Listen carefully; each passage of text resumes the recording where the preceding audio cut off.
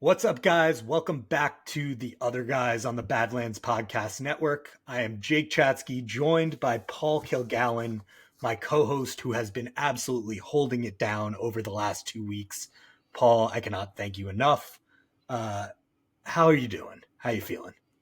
I'm happy to have you back. I'll say it that way. I was thinking about you a lot in the last couple of weeks and everything you had going on with your family, and happy to see you and happy to get to record with you again and finish out this QB series. So good to have you. Yeah, thanks, man. It's been great. I appreciate everyone who's reached out and said nice comments.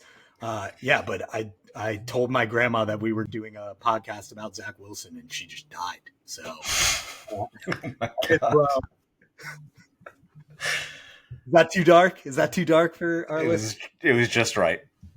I appreciate everyone who's reached out, and I appreciate Paul for holding it down. But we got a quarterback series to finish. We were going very hot, very consistent. Before we got a little bit derailed. But today is our final episode of our quarterback series, and it focuses on the most recent Jets draft pick quarterback, and that is Zach Wilson. We don't necessarily have to go too far down memory lane for this one compared to some of the other episodes we're doing, but it's obviously important that we hit on this one and what went wrong with the Zach experiment, because it's a little different than the other three quarterbacks. So I'm very excited to dive into it today. I want to make sure right as we start to reference the chart, because we've forgotten to do it for a couple of episodes. We have this chart that compares all four starting quarterbacks. And so before we really do a deep dive into the Zach Wilson era, Paul, is there anything that stands out to you about the comparison between the four quarterbacks, just from a statistical point of view, right out of the gates? Yeah, so before I say that, I'll just say I thought that the Zach Wilson episode might be the easiest to prep for because it's also recent, and I thought the memories were just going to kind of flow easier and I wasn't going to have to dig too deep. And I think what I found in the prep is that it's actually going to be a little bit harder because I remember so much of it because it's all still so fresh that I want to talk about everything. And we're going to have to work to make sure this episode isn't 3 hours long of us talking shit about a 24-year-old child. So I thought that this was going to be super easy, and it's not. There's a ton to cover here. It's all still fresh, and it's all still a little bit emotionally charged. Looking at the chart, my first pass on it, I was like, nothing stands out. This is all just meh garbage. It's just so mediocre. And then took a second pass, and I think what stands out is the passing yards per game. It's the lowest of the four quarterbacks that we covered here. Obviously, Darnold is the highest, which we pointed out during the Darnold episode, and then Sanchez, and then Geno, and then Zach. And Geno was so bad here. I think what we found out in the Geno episode was he was actually worse here than we remembered, because I think some of what he's done since then has blurred a little bit what happened here, and he's almost looked upon more favorably now. And Zach didn't even beat him out in yards per game. And I think when I took a second thought about that 185 yards per game, I was actually surprised at how high it was. So my first glance, I was like, wow, that's really low. He sucks. And then I was thinking, I was like, in any given game, if Zach threw for 185, everybody would have been like, oh, Zach's making strides. He almost threw for 200, right? Because there were games where Zach threw for 80 yards, 90 yards, 110. That almost feels more like the normal Zach Wilson game. So I'm sure there were a couple performances that ballooned this up a little bit, but the real number is probably a little lower than that. So that's what jumped out to me on the first pass. How about you? Yeah, I mean, we both had the same instinct just looking at that. And I guess the other thing, too, is it's not like any of these numbers are astronomically high. Darnold's leading them with 215. I think he's the only one that's over 200 yards per game out of all four of these guys. But to have Zach be the lowest, and we'll get into it in a little bit, we talked in previous episodes about how the Jets let down these quarterbacks. That was not necessarily the issue for Zach Wilson, especially at the wide receiver position later on in his tenure. So to see him be, behind Geno, who I think you said was at one point throwing to Stephen Hill and, Jeremy Curley. the corpse of Jeremy Curley at that point. Yeah. Uh, yeah, it's just, it really stuck out immediately, uh, And just not to how mention, miserable like, that the passing offense was. and for him to be the lowest and also the latest in a 10 to 15 year period where the NFL has continued to rapidly change and get more friendly towards quarterbacks and For sure. passing is even crazier when you put it in that context. Like the NFL when Mark Sanchez was throwing for 200 a game was a lot different of an NFL than the Zach Wilson NFL that he threw for 185 a game in.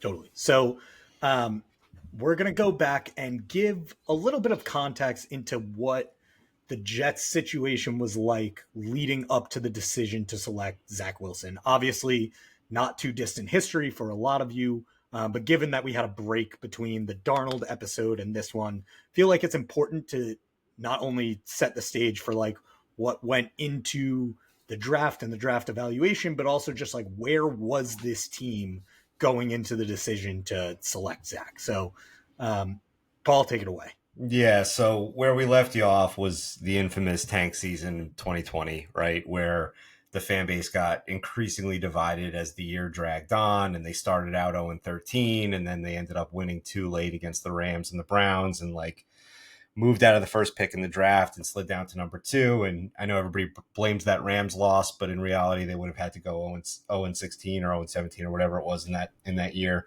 and it didn't happen. And right, and so Gase is fired, Saul is hired. They have the press conference where they're very non-committal, but they say a lot of nice things about Sam. And then like the Zach Wilson pro day happens. And then, like, it's not just Jets fans who are arguing Zach Wilson versus Sam Darnold anymore. Now it's like Louis Riddick and other ESPN personalities are getting in the mix, tweeting out, like, this is garbage. Like, there are a ton of NFL quarterbacks who can make this throw. Here's an example of Sam Darnold doing it in a 49ers game. Like, all this, like, crazy, crazy stuff happens in the lead up to all that, right? And then like it becomes increasingly clear as kind of draft season moves forward that like this is where this is heading. The Jets start telegraphing that they're taking Zach Wilson. I think within a 2-day period, the Eagles and the 49ers both swing big trades to move around in like the top 15 picks of the draft, which kind of signaled to everybody else that the Jets have told people what they're doing.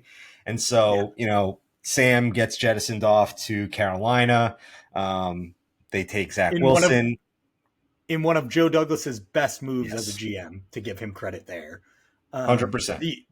The other thing I would say before you move on too was like the clear, like San Francisco moving up to 3 and not 2 was like the clearest indication that the Jets were going quarterback, because if San Francisco, where Robert Saleh had just come from, was trading with anyone to move up for a quarterback and the Jets weren't moving, then it was, night and day. It was over. Exactly. And then the Philly connection to Joe Douglas. So they were familiar with his thinking there.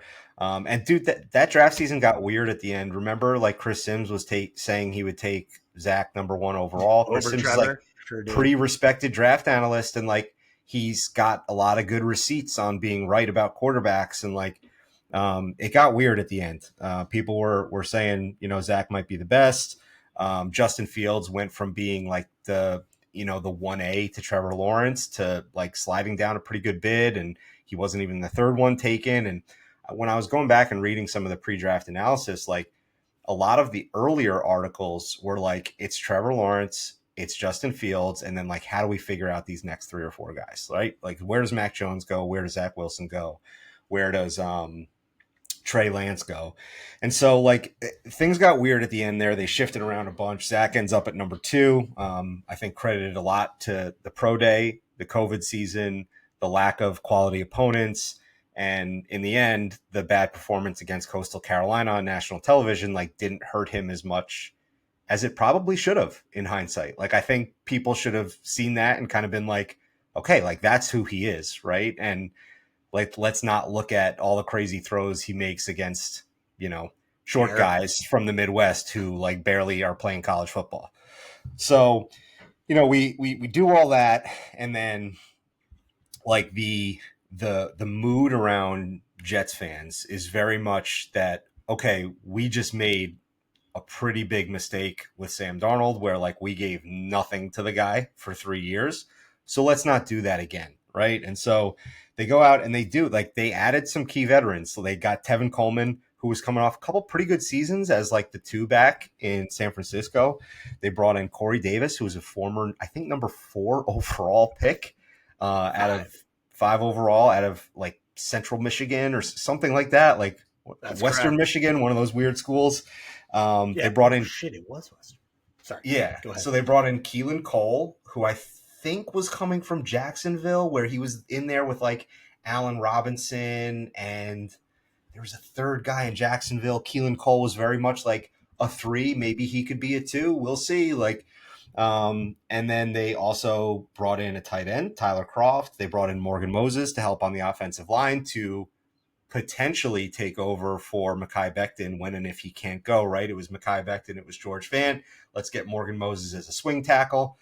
And they signed Dan Feeney as well. So it was like, we got offensive line help, we got wide receiver help, we got tight end help, we got running back help. They put everything around Zach Wilson. Now, did all of those pan out? Were all of those good? No.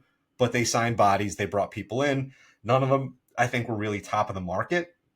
Corey Davis, even, which was probably the most marquee of all those, was kind of the 1B behind Kenny Golladay at the time, if you can believe that. Kenny Golladay, the field stretcher in Detroit with Matt Stafford, comes to the Giants and does absolutely nothing. Quick side note, I saw that Andrew Thomas has as many touchdown receptions as both Kenny Golladay and Darren Waller in their entire Giants careers, which is fantastic.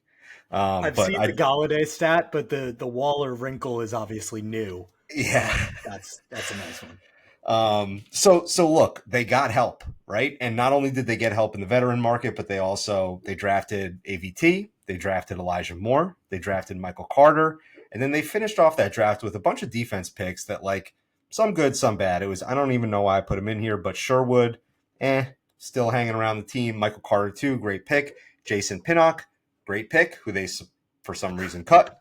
Hamza Nasruddin, who was not a good pick. Eccles, who's been pretty good hanging around the team, and Jonathan Marshall. So they did get help, right? They got help in the rookie market. They got help in the veteran market. They, at the very least, you could say that they were better positioned in year 1 of Zach Wilson than they were in year 3 of Sam Darnold. Like, that's like a bottom dollar. We can all agree on that. They were in a better position in year 1 of Zach Wilson than they were in year 3 of Sam Darnold. So regardless of how some of this stuff played out, like, he didn't come into as bad of a situation as I think people over the next 3 years would make it out to be, including me at times. And I'm like, hand up, willing to admit that. Like, I think the situation got weird because of injuries and different things like that, but the situation wasn't as bad, I think, as people made it out to be during that time. So, that's kind of like coming into the season, but like, let's rewind a little bit and go back to pre-draft and like what he was being talked about as a draft prospect and all that. Yeah. So, you mentioned this where, like, early on, it was like Lawrence, clear cut 1. Fields was probably the earliest consensus 2 going into the draft rankings. And then shit got weird. Then, Zach had a meteoric rise. Trey Lance had a meteoric rise. There was a point in time, I don't know if you remember this, where like Mac Jones was the absolute favorite to go to Kyle Shanahan at number 3. It was like he loves Mac Jones. Ready to go, And day 1. yeah. So shit got weird with this quarterback class. But And Trey Lance, by the we're way, who had started like 3 college games or something at right. North Dakota, like he like barely played. He missed an entire season. Yeah. It was nuts. And then I do want to give a shout out though, because we talked about watching we talked about how when we went through this podcast, memories would come back to us about this time. And I remember like incessantly the Jets may have started out like 0-4, and I was like, it's draft season. I'm listening to every draft related piece of content that we have this year, mostly to get myself hyped on Trevor Lawrence. But then there obviously we lose the game to the Rams, and immediately it's like, all right, we're not getting him. Let's learn about all the other guys because the Trevor dream is dead. And I have a very, very vivid memory of the entire draft season Badlands crew being extremely anti Zach at 2, and being very, very much in the boat of why is this the consensus? How did we get here so quickly? Why is this at least not like up for a debate? So certainly want to give those boys their flowers because spot on. But I did think it was really interesting going into this draft process and looking back on like the evaluations and stuff. Like, one thing to come out of this is it seems like the Jets locked in on their guy very early, which, you know, I don't know how I feel about that, but the entire league knew it. And in hindsight, even, no matter how you feel about Trevor or any of the other guys in this draft class so far, it is clear that Zach was not the second best quarterback in this class. So, whether you think that's Fields, whether you think it's anyone else to come out of that draft class, which has been a phenomenal disappointment thus far, like, I don't know how you say it's anyone but Justin Fields at this point. So the fact that it was such a discussion, or such not a discussion very early on, led us to like, what was the evaluation? So when we look back at Zach as a draft prospect, uh, his overview, he was a known as like a gunslinger with swagger. The first thing that anyone writes about Zach is just elite arm talent. Um, he got some comps to his favorite player, Aaron Rodgers, mostly just for arm talent. A lot of the other comps that you saw were like Johnny Manziel. There was one comp I read that said Johnny Manziel without the drugs. There's a comp that said Jake Plummer. I saw he got called Mormon Murray. He also, Mormon Murray, Mormon Manziel, Mormon Mahomes, all ridiculous nicknames, although I think Manziel was probably the closest. Better Drew Lock was another one. Better Drew Lock, which might still be true. What about or just Drew Lock? Yeah, exactly. Drew Lock. So maybe worse Drew Lock. Yeah, dude, at this point. So his strengths, this said he had an enormous jump in production and play quality in 2020. An outstanding 11-1 touchdown to interception ratio in 2020. His arm looked more lively. He was a slick ball handler in quick game and RPOs. He generates sudden drive velocity for seam throws with some accuracy working off platform, sticks throws into cover two windows with great conviction, unafraid of making tight window challenges. That's an interesting one, by the way. Gives big targets a chance to make plays on 50-50 balls. Deep and intermediate accuracy, 54 and 68% according to PFF, was outstanding.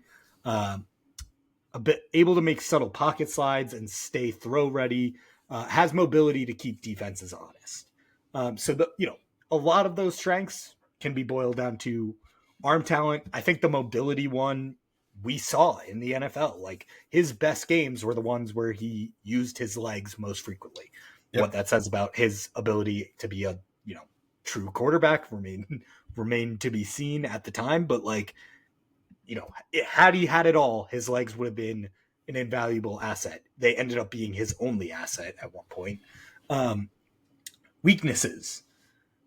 Level of competition allowed for bombs away mindset in 2020. We talked a little bit about the COVID year and all the things that went to that. Struggle with accuracy and decision-making against Coastal Carolina, which, as you brought up before, was like his toughest big game opponent. Has a tendency to overstride and sail throws at times. Hero ball needs to be dialed back a bit. Passed up on the easy throws to take the harder throw. This was, I think, the biggest one that I've read overall. Doesn't work with enough anticipation as a passer. Benjamin Solak, I was reading a review of his, or a profile of his, where he called Zach in college a see-it passer, meaning he has to see the receiver come out of their break, be open, have separation, whatever you want, prior to throwing the ball. That shit usually does not fly in the NFL, especially, you can overcompensate with elite arm talent in college, but in the NFL they play faster. So that is like the biggest narrowing of the gap and one of the bigger red flags that I think was ubiquitous across all Zach Wilson profiles, draft profiles. Um, Another one, will baby throws, forcing open receivers to break stride, ill-advised throws under pressure, turning into interceptions. Went 2-4 against top 25 teams during his career. Aspects of poor football character, 1-year wonder.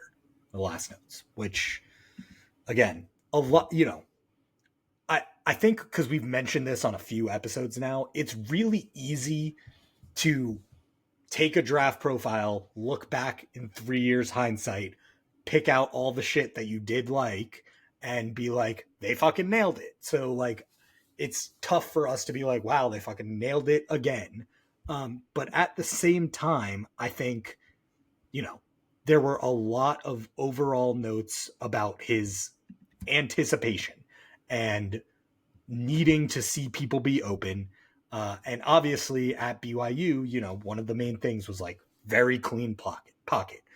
There was an article I read about him, willing to stand in there and take hits and throws and make throws, which, more credit to you. But I think it's a lot easier for him to do that when he feels more secure, when he can see, I know this hit is coming, as opposed to no matter what I do, shit is coming.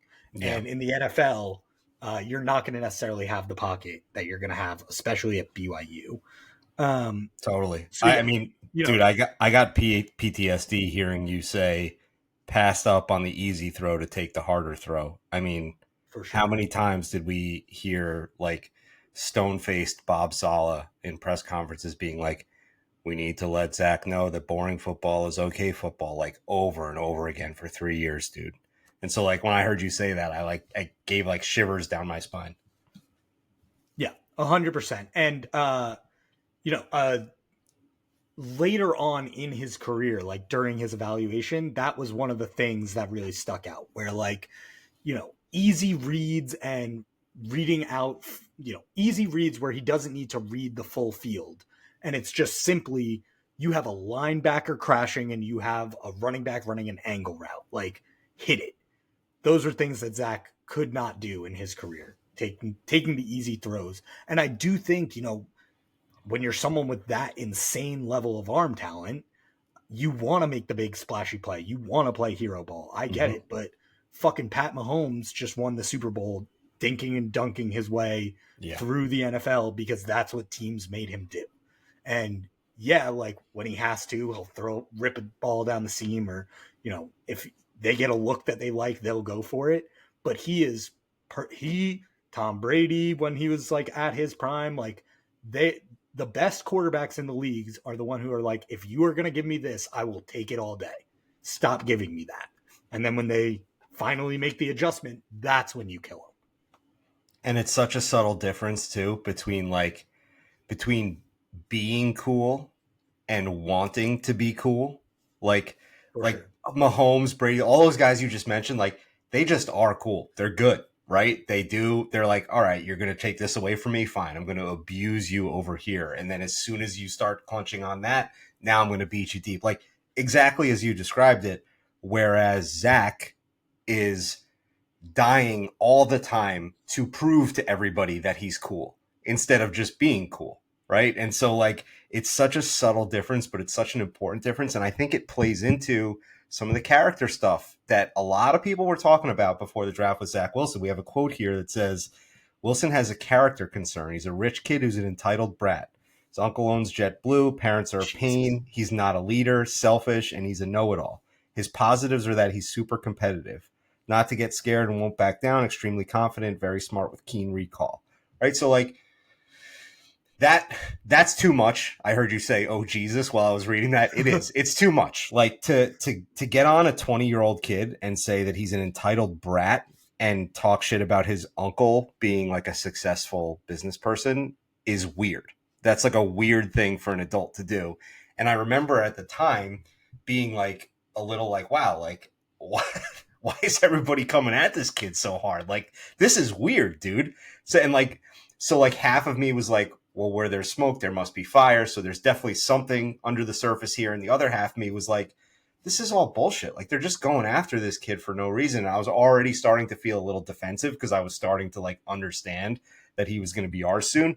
But it kind of does mesh with that like being cool versus wanting to be cool thing where it's like he kind of has this attitude of like better than like I'm going to show everybody all, like it there's a little bit of a fibrous connection there that I'm having trouble making in my brain, but I think you know where I'm headed with it. Well, the quintessential one, and like, look, Zach did not work out as the New York Jets quarterback. Spoiler alert. That's why we're doing this series. We're not, just going to rag on the kid nonstop for no reason. However, as we will get into in this next section, like there were parts of his career where the character and the culture of the Jets locker room was at stake because we drafted this kid. Yep. And, people were raising flags about it. Is it connected to the fact that his uncle owns JetBlue? Maybe, maybe not. But like, probably not. Like, but, but someone was raising these red flags. And, there's a lot of fucking smoke during draft season constantly. So it's really hard to weed through all of that. At the same time, I don't remember any of these reports about Trevor Lawrence. I know we had no shot at him, but just to give a counterexample, it's not like every quarterback in the draft has these exact red flags. Correct. You know what I mean? He had some maturing to do is part of the scouting report. 100%.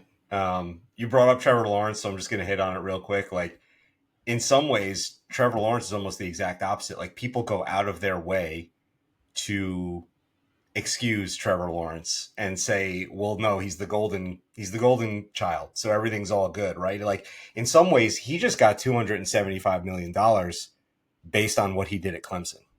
And not really anything he did for the Jacksonville Jaguars, which is like pretty crazy. Like he's all right, he's good, and I get that like the NFL QB pay scale is what it is, right? But it's an interesting like very different guys, and also Zach was very different personality wise from the kid that came before him in New York, which I think didn't help him at all, right? Yeah, and I mean the other thing. We don't have to get into the Trevor pay scale. That is a different pod for a different time. I hear you wanting to talk about it. We will talk. I know you sent me that tweet when he signed. And you were just like, we will one day talk about the Trevor Lawrence contract negotiation. But I do want to bring up another quarterback who is not Zach Wilson because I don't think we've talked about this. I know that you are staunchly on record as a Sam Darnold guy. Yeah. But when it became apparent that the Jets were going to pick a quarterback at number 2, were you team Zach? Like after, we just went through all the evaluation. We talked about like the draft season guys and all that. Put yourself back in 2021. We're not getting Trevor Lawrence. We are taking a quarterback. Who's the guy that you want, not knowing anything right now?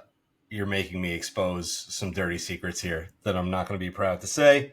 But so the Jets beat the Rams.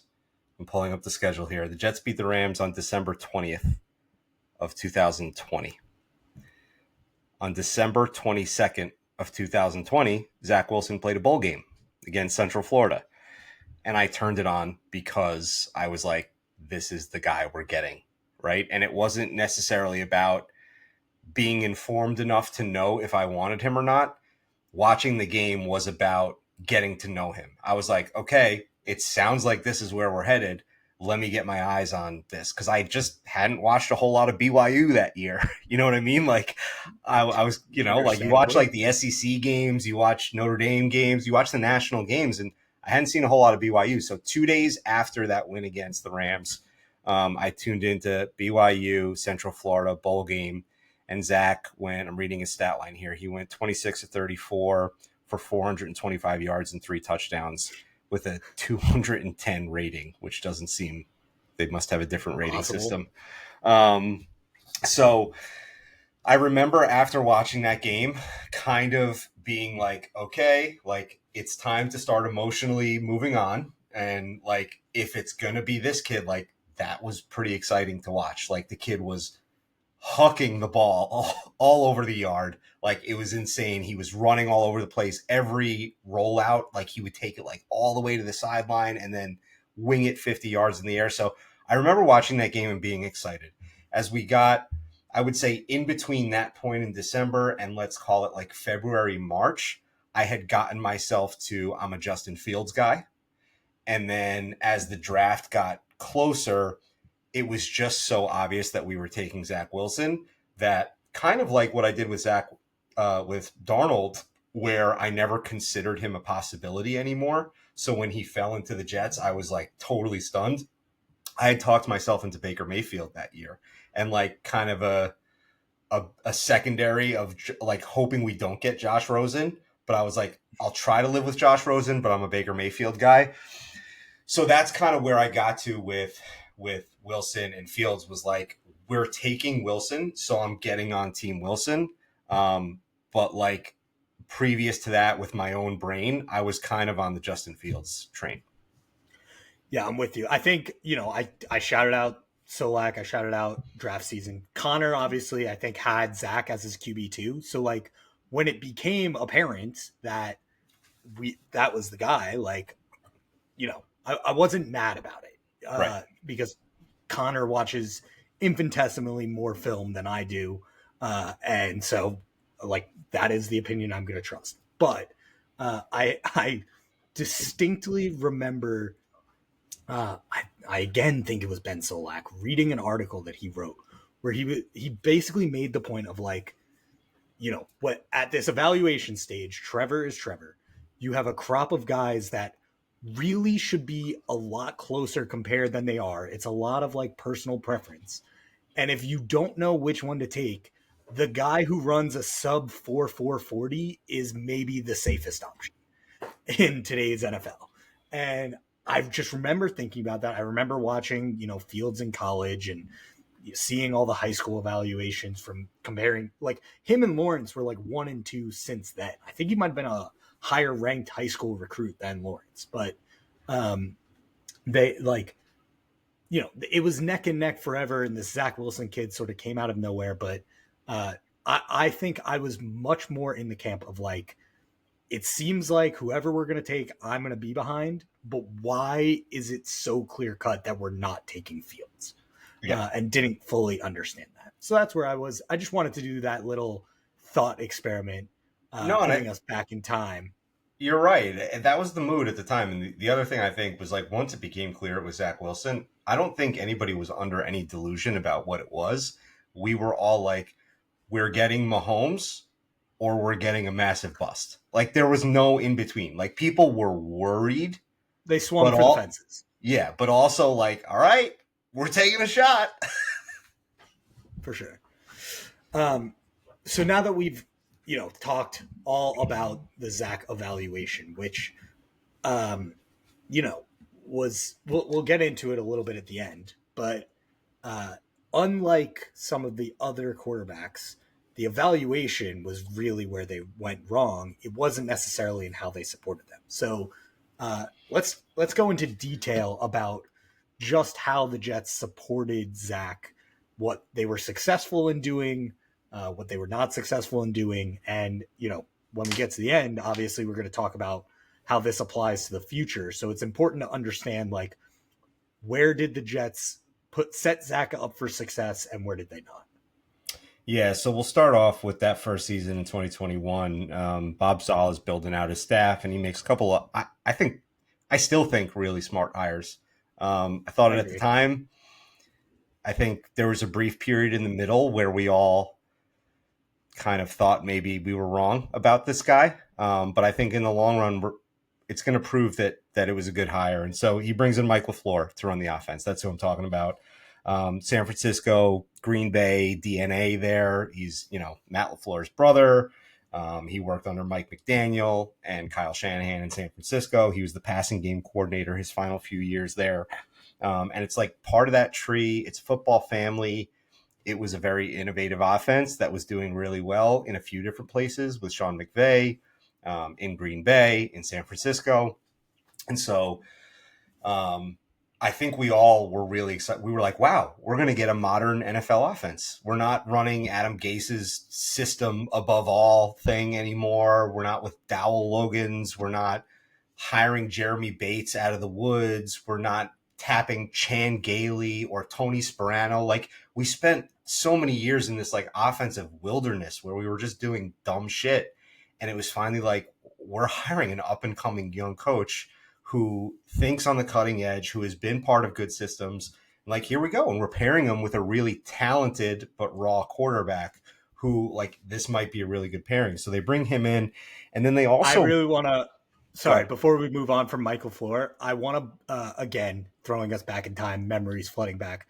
There were legitimate conversations when we hired Michael Floor about how it's a bad hire because you're going to lose him to head coaching jobs within 2 years. Like, so how are we going to keep him? Correct. That was the state of the Jets franchise upon hiring Mike LaFleur, and don't let anyone tell you otherwise. Jets fans will find anything to complain about, man.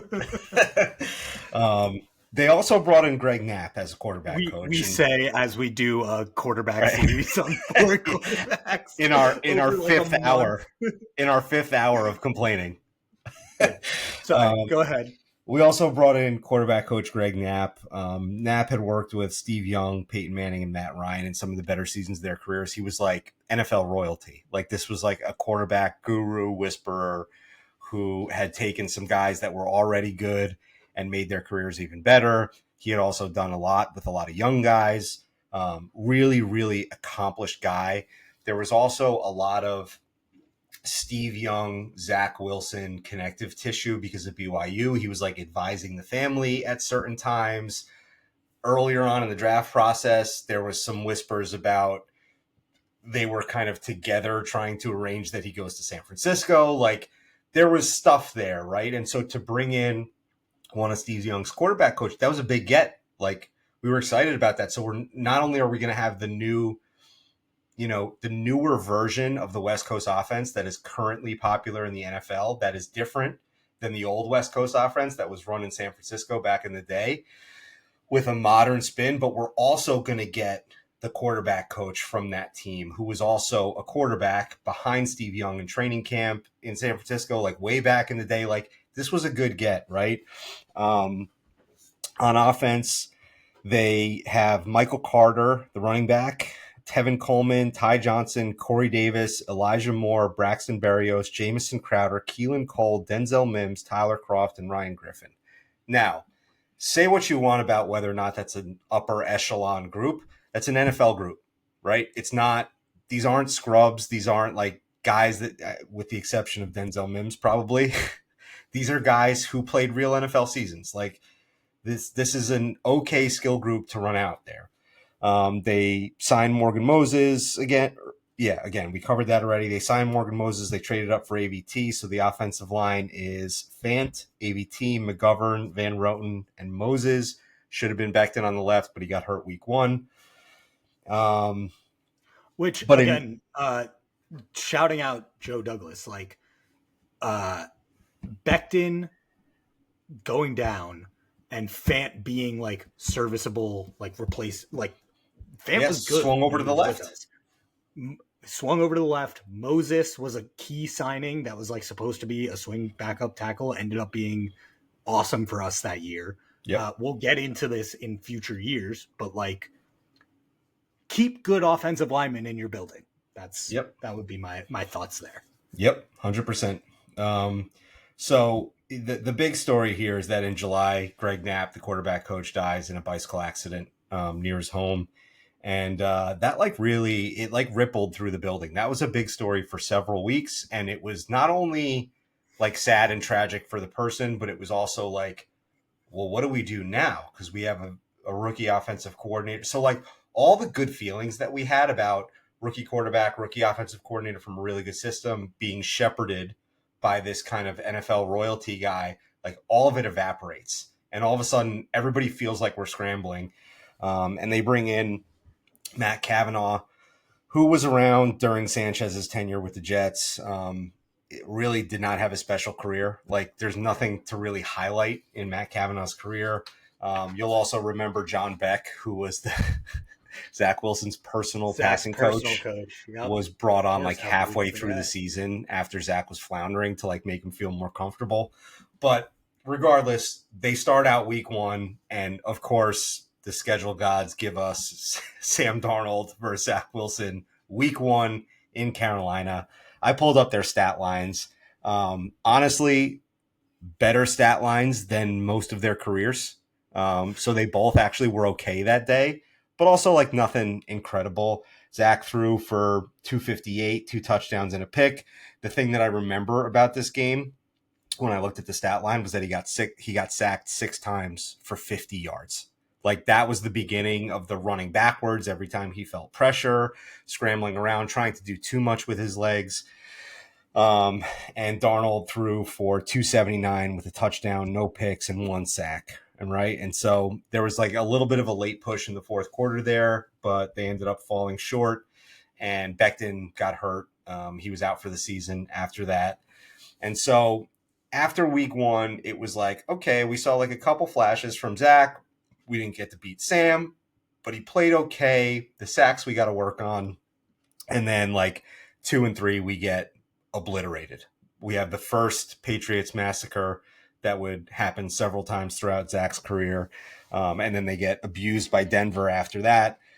And then they won the Titans game, which was the Zach scramble out to the right. Exactly. You're pointing. He points to Corey Davis down the field, throws it up, goes back to that scouting report that we just talked about where he gives big receivers chances to win 50-50 balls. And that's exactly what he did there with Corey Davis. He pointed to a spot on the field, told him to go there.